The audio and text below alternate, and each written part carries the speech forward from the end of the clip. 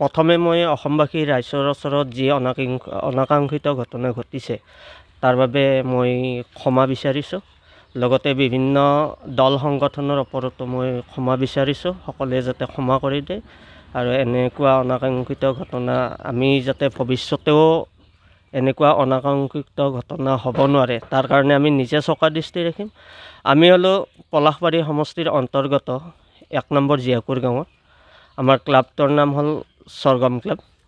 এই স্বৰ্গম ক্লাবৰ সৌজন্যত আমি প্ৰতি বছৰৰ নিচিনা এই 20তম বাৰ্ষিক আমি 20তম বাৰ্ষিক পালন কৰিলোঁ। ৰাতিপুৱা পতাকা উত্তোলনৰ পৰা ঠিক ৰাতিপুৱালৈ বা 12 বজালৈ ঠিকে কাৰ্যসূচীসমূহ চলিয়ে আছিল। 2 বজাত আমাৰ নিমন্ত্ৰিত কণ্ঠশিল্পী ফুকন বড়ো আমি 2 বজাত মঞ্চত উঠিবলৈ দিলোঁ, তেখেতেও উঠিলে।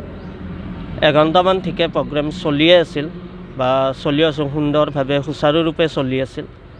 চলি থকাৰ মাজতে আমি যিহেতু নিমন্ত্ৰিত শিল্পী বা নিমন্ত্ৰিত বহুতো অতিথি আছিল, সেইবিলাকৰ আমি নিমন্ত্ৰণ ৰক্ষা কৰাৰ অৰ্থে আমি কাৰ্যালয়ৰ পিছফালে গোসাঁইঘৰ প্ৰাংগণত আমাৰ যি হিচাপ নিকাচ কৰি বিদায় দিব লাগিব সেইবিলাকৰ কাৰ্যসূচী চলি আছিল।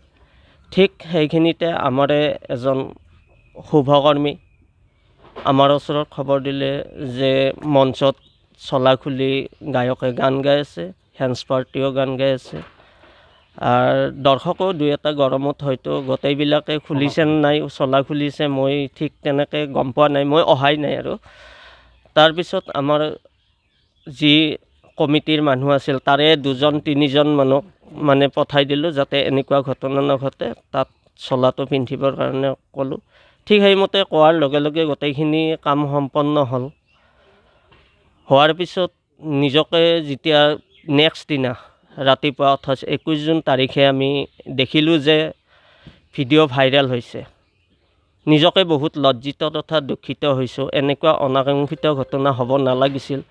যিহেতু নালাগিছিল তাৰ বাবে আমি নিজেই দুখিত, মোৰ লগতে মোৰ কমিটিখনো দুখিত হৈ আছে।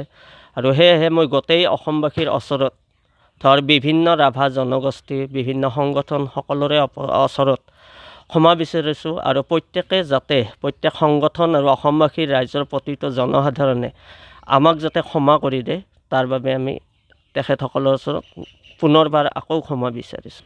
এনেকুৱা ধৰণৰ ঘটনা আমাৰ ঠাইত বুলি নহয়, বেলেগত হ'লেওতো প্ৰতিক্ৰিয়া সৃষ্টি কৰিবই আৰু সৃষ্টি কৰাটো বাধ্যতামূলক। কাৰণ যিহেতু ৰাভা এটা মহান পুৰুষ আছিল, তেখেতৰ একেধাৰে গীতিকাৰ, সুৰকাৰ, নৃত্য এইবিলাক আছিল। আৰু এই এজন মহান ব্যক্তিৰ অনুষ্ঠান এটাত এনেকুৱা ঘটনাই প্ৰতিক্ৰিয়া কৰিব হয়তো হ'ব নালাগিছিল আৰু হৈ গ'ল। তাৰ বাবে আমিতো ক্ষমা বিচাৰিছোঁৱে আৰু এইখিনিয়ে ক'ব লগা আৰু।